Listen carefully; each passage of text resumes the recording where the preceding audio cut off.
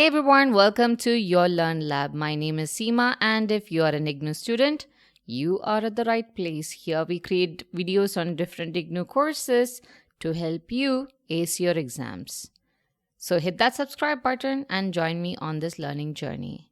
In today's video, we are going to analyze the play Abhijnana Shakuntalam critically. We'll begin by understanding how to read the play, not just what happens, but how Kalidasa structures emotion, language, and aesthetics.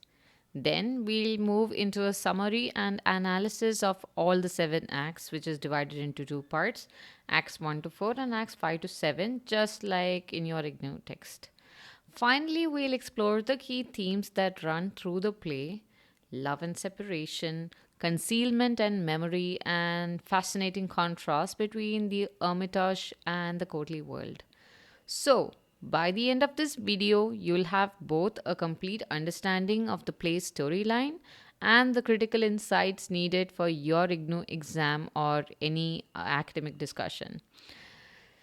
Let's kickstart this discussion. So, Abhijnana Shakuntala is one of the most well-known plays by Kalidasa, and it's often considered the jewel of classical Sanskrit drama. Like most of Sanskrit plays of that time, Kalidasa wrote this one in a mixture of languages. He uses classical Sanskrit for the royals, the sages, and the upper caste figures, and Prakrit, which is made up of several vernacular forms for the common people, including women and children. The title Abhijnana Shakuntala translates to the recognition of Shakuntala. It's actually based on an episode from the Mahabharata, but Kalidasa actually transforms it into a much more emotional and nuanced work, and this expands the story into a full-length romantic drama. His skill as a dramatist really shines through here. Not only in the complexity of the characters, but also the mystical elements he adds. The curse that causes forgetfulness, and the ring that brings remembrance. These are not just magical devices, they heighten the emotional experience of love, loss, and reunion. The play has a lasting impact and continues to move readers and audiences even today. It's layered with deep emotions of love and separation, of longing and recognition, and those experiences feel timeless, right? Something every generation can actually relate to. Now, at the same time, like all literary works, Abhijnana Shakuntala does reflect the social and cultural realities of that particular age. You could see that women were often seen as subservient, and sacrifice or punishment was almost always one sided. When Dushyanta grieves over not having a son, it shows us the patriarchal values and the obsession with lineage that shaped ancient society. Even in the smaller moments, like the ring being discovered by a fisherman, the corruption of the officials who mistreat him, we catch the glimpse of everyday injustice, something we might still find relatable today.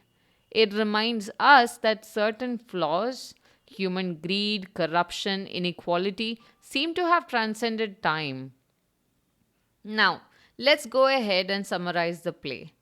Following the IGNOU text, I too have divided into 2 parts as I've told you. We'll start with the prologue. And if you haven't already read the play, I'd really recommend that you do. I also have a video on the channel that tells the condensed story version. So you can always listen to that if you'd like a quick narrative before diving into the analysis here. So in the prologue, the play opens as many Sanskrit dramas do with a prayer to Lord Shiva, a beautiful invocation seeking blessing and protection. Let's look at a few lines from that invocation. That first creator of the creator, that bearer of oblations offered with holy rites, that one who utters the sacred chants, those two that order time, that which extends world pervading. The verse continues to describe the 8 forms of Shiva: water, fire, the priest, sun and moon, space, earth, and air, acknowledging him as the sustaining force behind all creation. This kind of prayer or Mangala Charana was considered an essential beginning not just in plays, but if you see, even in classical dance and poetry. It sets the tone of reverence and purity and also seeks divine approval before the performance begins. After this invocation, the Sutradhar or the stage director enters. He serves as both the narrator and the guide for the audience. He usually appears with the actress who presents a performing troupe, and together they create a light-hearted opening conversation that helps set the mood. The Sutradhar then introduces the play, the setting, and finally its hero, King Dushyanta, who makes a dramatic entrance dressed in full hunting regalia and chasing a herd of antelope. Through this, Kalidasa brings two worlds, the divine order of the opening prayer and the earthly world of the king and his desires, smoothly transitioning from the sacred to the human. Let's now move on to the Act 1. This act is set in the forest at the foothills of the Himalayas, which later shifts to the Hermitage of the great sage Kanva by the river Malini. King Dushyanta enters, riding in his chariot chasing a deer, but his act of hunting, a symbol of royal duty and masculine power, is suddenly interrupted by a sage who warns him that this deer belongs to the Hermitage. The sage reminds him that his bow and arrow should be used to protect the pure, not to harm, especially not in such a sacred place. Dushyanta was immediately moved by this advice. He decides to visit Kanva's hermitage to offer his respect. As he approaches the sacred grove, he removes all of his ornaments and weapons. It's kind of like a gesture of humility and reverence in this particular case. And when he enters the hermitage, he notices three women watering plants: Shakuntala, Priyamvada, and Anasuya. It is here that Dushyanta first lays eyes on Shakuntala, and he is immediately enchanted by her beauty and grace. At first, he hides behind the tree, silently watching the trio. This moment captures Kalidasa's delicate handling of desire. The stillness of the hermitage contrasts beautifully with the king's restless curiosity. Eventually, Dushyanta reveals himself. The young women welcome him, unaware that he is the king. In their conversation, he learns that Shakuntala is not Kanva's biological daughter but his adopted child, born of Menaka, a celestial nymph, and sage Vishwamitra.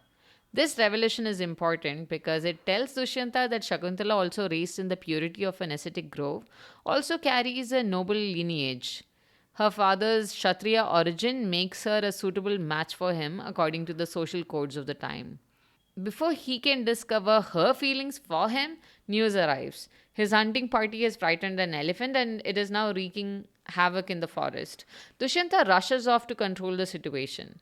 As the act closes, both Dushyanta and Shakuntala find themselves lost in thought, each silently aware of the other's presence in their heart, and it's the beginning of a love that feels divinely fated yet bound to face human trials. Now let's move on to Act 2, the concealment of the telling. This act stays within the forest, but the tone shifts from quiet admiration to the tension of concealment and inner conflict. We are introduced to Madhavya, the court jester and Dushyanta's close companion. He provides light humor throughout the play and serves as a voice of reason, someone who can tease the king without offending him. Here, Madhavya complains about the pains of following Dushyanta on his hunting expeditions. Meanwhile, Dushyanta himself is distracted and lovesick, unable to stop thinking about Shakuntala. He describes her beauty to Madhavya in rich sensual detail, a clear sign that his feelings have deepened. But since he is the king, he cannot simply visit the hermitage on a personal whim. So he asks Madhavya to think of a pretext to return there. In his usual witty way, Madhavya jokes that as a king, Dushyanta could always demand the royal tax due from the hermitage, a clever way to disguise his true motive. Just then, two ascetics arrive, requesting Dushyanta's protection from demons who are disturbing their sacred rites. This becomes the perfect excuse, an act of duty that conveniently aligns with his desire to see Shakuntala again. But before he can set out, a messenger named Karabhaka arrives with a message from the Queen Mother, calling the king back to Hastinapur immediately. Dushyanta faces a dilemma, duty to his mother and kingdom, or his longing for Shakuntala. He finally decides to send Madhavya in his place to the capital and himself goes to the Hermitage. And yet, he carefully hides his true feelings. He tells Madhavya to dismiss all that he said about Shakuntala, that it was just a whim. This line captures the heart of the act. Dushyanta's effort to conceal love behind duty and the beginning of the misunderstanding that will shape the tragedy ahead. Let's now move on to Act 3, Love's Fruition. This act continues to unfold in the forest. But unlike the first two acts, this one brings the emotion of love fully into focus. The act opens with the prelude, where we are told of events that have already happened off stage. Dushyanta has successfully protected the Hermitage by driving away the demons who had been disturbing the ascetics' rituals. Meanwhile, Shakuntala is also ill and restless, suffering from what her friends call a heat stroke. But we quickly realize that this is no physical ailment. She is in fact burning with love sickness, unable to keep Dushyanta out of her mind. Her two friends, Priyamvada and Anasuya, try their best to comfort her, teasing her gently about her condition. This is a lovely example of how Kalidasa weaves everyday tenderness and humor into poetic emotion. Just then, Dushyanta arrives at the bower where the three women are resting. He overhears Shakuntala confessing her feelings for him. At this moment, he decides to step forward and reveal himself to them. Her friends, realizing what's happening, discreetly leave the two lovers alone, and we see Dushyanta trying to woo Shakuntala with affection and courtly charm. Their interaction is soft, romantic, and filled with the hesitation of first love. Both aware of their feelings, yet unsure of what really lies ahead. But before their love can find full expression, Gautami, the matron of the Hermitage, suddenly appears, and her presence restores the sense of restraint and order that the sacred grove represents, and the lovers separate quietly. Soon after, Dushyanta is once again called away to defend the Hermitage from the demons, leaving Shakuntala behind. Longing, waiting, and of course, deeply in love with Dushyanta. Now, we move on to Act 4, that's Shakuntala's departure. This is an act that beautifully blends love, fate, and the beginning of tragedy. The scene continues in the forest, but much has happened since the last act. The prelude reveals that Shakuntala and Dushyant are now married according to the Gandharva rites, a marriage that is purely based on mutual consent and love without the ceremony of witness. Now, after their marriage, Dushyanta leaves for Hastinapur, promising to send for Shakuntala soon. Her friends Priyamvada and Anasuya talk fondly about his devotion to her. But the peace of the Hermitage is very soon broken by the arrival of great sage Durvasha Rishi. He is a figure really well known in Indian literature for his quick temper. Shakuntala was completely lost in her thoughts of Dushyanta, and she does not notice or greet him when he arrives at the Hermitage. He feels really insulted, and Durvasha, in his fury, curses her by saying, "You shall be lost in his thoughts, though you goad his memory hard. He shall fail to remember you." And he storms off. Her friends are in such panic right now. Anasuya runs after the sage and begs him to take back his words. Durvasha completely refuses to withdraw the curse, but he grants her a reprieve that Dushyanta will remember Shakuntala when he sees a token of recognition that has been given to her. Now, we know that the token is the ring that Dushyanta had gifted her. So her friends were relieved and decided not to tell her about the curse, believing that the ring will protect her from any harm. As the time passes, they begin to worry about how to inform Sage Kanva of her secret marriage and the child she is expecting now. Before they can act, a divine voice echoes through the Hermitage announcing that the union of Dushyanta and Shakuntala is approved by the heavens. Hearing this, Kanva is filled with joy and he blesses the couple and decides to send Shakuntala to Dushyanta's palace along with a few ascetics. Now, what really follows after this is one of the most emotional or poignant scenes in Sanskrit drama, Shakuntala's farewell to the Hermitage. Even the plants and animals seem to feel sad and grieve as she prepares to leave. Kanva's words at this moment are filled with both love and solemnity. He reminds her of her duty as a wife and future mother, saying that she can only return to the Hermitage in the final stage of her life after fulfilling her worldly responsibilities. And then the act closes on this deeply emotional note as Shakuntala, who's surrounded by blessings and sorrow, steps out of the pure world of the forest towards the harsh and complex world of the court. Next, we have come to Act 5, which is the repudiation of Shakuntala. This is one of the most emotionally charged moments in the entire play. So the setting shifts from the quiet simplicity of the Hermitage to the royal palace of Hastinapur. The act opens with another prelude where Chamberlain praises King Dushyanta, his fairness, his sense of duty, and the prosperity of his kingdom. This is a big, striking contrast.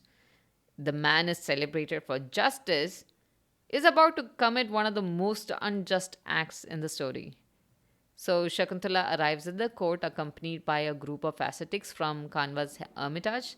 They bring a message from Kanva asking Dushyanta to acknowledge Shakuntala as his wife and obviously accept her into the palace. But under the influence of Durvasa's curse, Dushyanta does not recognize her. He looks at her with the confusion and disbelief and insists that he has never seen her before.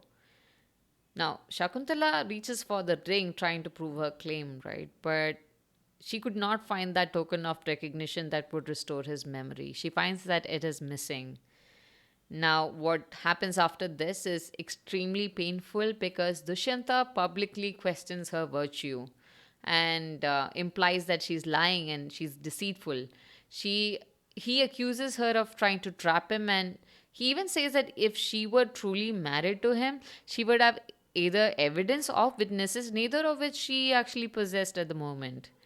The ascetics who were traveling with her, caught between faith and social propriety, refused to take her back. They said that if Shakuntala is lying, she will bring dishonor to Kanva's name, but if she is truthful, she rightfully belongs with her husband, even if she does not accept her. So Shakuntala is left alone, abandoned in the court of the man she loves. Overwhelmed by shame and despair, she calls upon Mother Earth to take her away. And in that moment of utter hopelessness, the earth opens and she disappears, a moment both mystical and symbolic. This is where Kalidasa draws our attention to three important themes. First, the position of women in society, their dependence on father or husband for protection. Second, the concept of honor, where a woman's virtue represents family's reputation. And third, the echo of Sita's trial in the Ramayana, where a woman's chastity is doubted despite her innocence. The king's high priest, disturbed by the entire situation, proposes a solution that Shakuntala remain in the palace until her child is born. If the child proves to be the prophesied heir, King Bharata, then Shakuntala will be accepted as Dushyantha's lawful wife.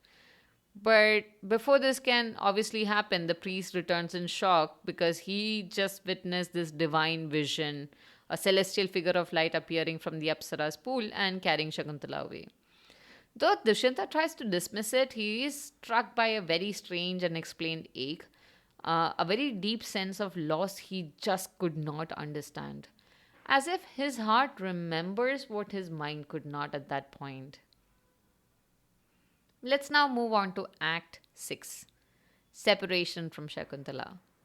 This act takes us back to Dushyanta's palace, and it begins with a rather unexpected event, a fisherman being arrested. The prelude tells us that the guards have caught a fisherman carrying a royal ring, the same ring that Dushyanta had once given to Shakuntala. The guards accuse him of stealing it, but the fisherman says that he found it in the stomach of a fish. When the ring is brought back to Dushyanta, the moment he sees it, his memory returns. He recalls everything: his love, their marriage, his promise to bring Shakuntala to the palace, and most painfully, how he denied her and humiliated her in the front of his court. The full weight of guilt and sorrow crashes right upon him. He cannot comprehend how his mind could have failed him so completely. Filled with remorse, he cancels the spring festival and he completely isolates himself in grief. We see him painting Shakuntala's image, trying to, capture her face on canvas, and even speaking to the painting as if she was actually there with him. It's a very haunting portrayal of love mixed with repentance. His friend Madhavya, the ever loyal court jester, watches helplessly, lamenting how the once vibrant king has lost all vitality and joy. At this point, a celestial figure named Mr. Keshi, a friend of Shakuntala's mother Menaka, quietly enters the palace observing Dushanta's behavior. Seeing his grief and remorse, she realizes his love was true and returns to the Apsara pool to inform Shakuntala. Even in this state of despair, Kalidasa shows Dushanta fulfilling his kingly duties. When a legal issue arises about a rich merchant who dies without an heir, the king refuses to seize the wealth for the treasury. Instead, he gives it to the merchant's pregnant wife so that the unborn child is not left destitute. This moment reveals a more compassionate and reformed Dushanta. Yet his sorrow deepens. He grieves not only for Shakuntala but also because he has no child to continue his lineage or perform sacred rites for his ancestors. And the thought overwhelms him and he faints. When he regains consciousness, he learns that his friend Madhavya is being threatened by an invisible being. Rushing to help, he discovers that being is Matali, the charioteer of Lord Indra. Matali explains that he only sought to rouse the king from despair and that Indra now seeks Dushyanta's help in fighting demons threatening the heavens. For the first time since Shakuntala's departure, Dushyanta regains a sense of purpose and he agrees to go, stepping into Indra's celestial chariot, leaving behind the mortal world of grief for the divine realm of action. We now come to Act 7, Shakuntala's Prosperity. The final act of Abhijnana Shakuntala, where the story completes its beautiful circle. The act begins in the celestial realm. After successfully helping Indra defeat the demons, King Dushyanta and Matali, Indra's charioteer, are returning to earth. On their way back, they pass by the holy hermitage of sage Marika, who is also known as Prajapati, the father of Indra, and his wife Aditi, the mother of the gods. Dushyanta expresses his desire to visit the sacred place and seek their blessings. While Matali arranges an audience with Marika, Dushyanta notices a young boy playing nearby. The boy is seen fearlessly playing with a lion cub, teasing it and laughing while his caretakers anxiously try to control him. As Dushyanta observes the boy, he notices a divine mark, the very one that was prophesied to appear on his own son. A deep yearning fills him, a longing for the child he lost through his own ignorance. When he interacts with the boy, he picks up a magical amulet tied around his neck. An amulet that, as the caretakers explain, can only be touched by the boy's parents or by Marika himself. The fact that Dushyanta is able to hold it confirms his belief that the boy is indeed his son, Bharata. At the news of a stranger's arrival, Shakuntala appears and she looks calm and radiant, her suffering behind her. But when she sees Dushyanta, she does not recognize him immediately.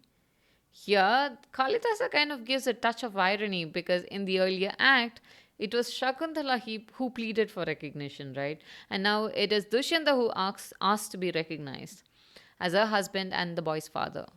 Dushyanta explains everything to her: the curse of Durvasha, the loss of memory, and how it was only restored when he saw the ring. Listening to his words and seeing his remorse, Shakuntala's heart softens. Their reunion is gentle and filled with forgiveness. Together they go to sage Marika, who blesses them and reveals the complete truth behind the curse. That neither Dusyanta's heart nor his love was ever false, only hidden behind divine design. Kanva too is informed of the reunion, and the family Dushyanta, Shakuntala, and their son Bharata return to earth from the celestial realm. The play ends here in harmony and resolution. So Kalidasa leaves us with the image of a world restored, where love triumphs over illusion and where divine justice prevails. So, now that we've completed the summary and the analysis of all the 7 acts, let's move on to the themes of Abhijnana Shakuntala. A theme, as we know, is a central idea or a recurring subject in a literary work. But no good piece of literature will just revolve around one single idea alone. So every story and every poem or every play, especially the kind that's as layered as Shakuntala, carries several intertwined themes to help enrich its meaning. And Kalidas plays exactly like that. It brings together the themes of love and separation, memory and recognition, concealment, the tension between duty and desire, and finally the contrast between the world of Hermitage and the royal court. Each of these themes not only move the story forward, but also deepens our understanding of human emotion, morality, and social order in the time of Kalidasa. So let's begin with one of the most dominant and universal themes of them all, the theme of love. Now, let's look at the theme of love that forms the emotional and aesthetic core of Abhijnana Shakuntala. As we discussed in the introduction, this is a heroic drama of a romantic nature. And the primary rasa or emotional flavor that Kalidasa evokes is Śṛṅgāra Rasa, the sentiment of love. According to Sanskrit dramatic tradition, love poetry has two aspects, Sambhoga or love in union and Vipralambha or love in separation. Kalidasa beautifully structures Shakuntala around both these emotional states. The early acts, Act 1, 2, and 3, portray the growth of love between Dushyanta and Shakuntala, from curiosity to admiration, from attraction to union. But this happiness is short lived. In Acts 4 to 6, love is tested through separation. First by the curse, then by the loss of the ring, and finally through memory and remorse. And only in Act 7, after years of sorrow and divine intervention, does love find fulfillment once again. Not only in the reunion of Dushyanta and Shakuntala, but also in the recognition of their son Bharata, who continue their lineage. What's fascinating is how Kalidasa ties each stage of love to a very different world. The courtship and marriage happens in the Hermitage, a world of simplicity, nature, and purity, which is Shakuntala's natural element, right? The separation happens in the royal court, which is actually supposed to be a space of duty, pride, and rigid social order. So it's ironic that in the Hermitage, a place meant for detachment, they discover love, and in the palace, a place meant for pleasure, they experience separation. So Shakuntala, born and raised in the innocence of the forest, trusts the sincerity of words and emotion. She consents to a Gandharva marriage, which is based on mutual love rather than social approval. Dushyanta, on the other hand, belongs to the world outside, a world of rules, hierarchy, public honor. In his court, love is not enough. It must be validated by proof, and that proof comes in the form of the ring. Kalida uses this contrast to show how love and duty can often conflict, and how one must evolve spiritually to actually reconcile them. The curse in this particular story is very symbolic. It's kind of like a divine test of love's endurance. It's only when Dushyanta grows into a more compassionate man that he becomes truly worthy of the love that he had once received. Kalidasa also adds a gentle sadness to his theme. The delays, the longing, the trials, they're not just simple dramatic devices. They kind of show the testing nature of human love itself. Finally, through Shakuntala's unwavering devotion, Kalidasa shows the ideal heroine, steadfast, pure, forgiving. The ring, the curse, and the eventual recognition all raise an important question. If love needs a token or proof to be believed, how fragile is human trust itself? Through this subtle poetic complexity, Kalidasa actually makes love not merely romantic but philosophical, a feeling that really transcends time, social order, and even memory. The next theme that we're going to take a look at is theme of concealment. This is a thread that quietly runs through the Abhijnana Shakuntala, and it connects love, fate, and identity. The idea of concealment begins right from Act 1 when Dushyanta enters the Hermitage. He removes his royal garments, his weapons, not just as a mark of respect, but symbolically shedding the mask of kingship, right? In that moment, he conceals his true identity and meets Shakuntala as an equal, not as a ruler but as a man. The act of disguise allows a more natural and human interaction, which is free from the rigid etiquette of the royal life. But the simple concealment soon becomes a pattern. In Act 2, Dushyanta is actually torn between his duty to his kingdom and his desire for Shakuntala. That is, as we mentioned earlier, when his mother summons him to Hastinapur, he decides to stay back at the Hermitage under the pretext of duty, right? Claiming that he is there to actually protect the ascetics, not to pursue love. He even tells his friend Madhavya to actually dismiss everything that he said about Shakuntala, and he conceals not just his identity but also his emotions. This secrecy, while it's very momentary, it does set the stage for the future tragedy because their marriage actually remains very hidden. There's no witness, and when Shakuntala comes later to the court, there's no proof or no voice or no one to really testify for her. The idea deepens in Act 3 when the lovesick Shakuntala writes a letter of love. Her friends devise a plan to secretly slip it to Dushyanta, which is disguised among the ritual offerings. But before they can carry it out, Dushyanta himself appears and the plan remains unrealized. Even here, the secrecy of love collides with the sacred austerity of Hermitage, reminding us that passion cannot exist without tension in Kalidasa's world. But the most powerful concealment is the curse of Durvasha Rishi. Now, when Shakuntala fails to greet him, in his anger, he curses her that the man she loves will forget her completely. Shakuntala actually never really herself hears the curse. Her companions Anasuya and Priyamvada manage to extract a partial reprieve, but they decide not to tell her. And this concealment is actually born out of compassion, but it's very catastrophic for her, right? Because if Shakuntala knew that, then she would have been a little bit more careful with the ring, or Kanva might have been able to accompany to the court. But obviously, fate kind of like panned out very differently. And because of their silence, she walks unaware about the kind of rejection and sorrow she's going to face. In the Act 6, the concealment takes a celestial form. When Mirakeshi, the friend of Shakuntala's mother Menaka, hides herself while observing Dushyanta in his grief, she watches silently as he paints Shakuntala's image, as he, cries about his cruelty and he regrets very deeply. But she does not intervene here because now concealment is divine, part of the God's design to test and transform the human heart. So Kalidasa actually uses this recurring motive to show that human beings are never fully in control of truth. There are hidden forces, emotions, memories, divine plans that kind of tend to shape destiny beyond the human knowledge.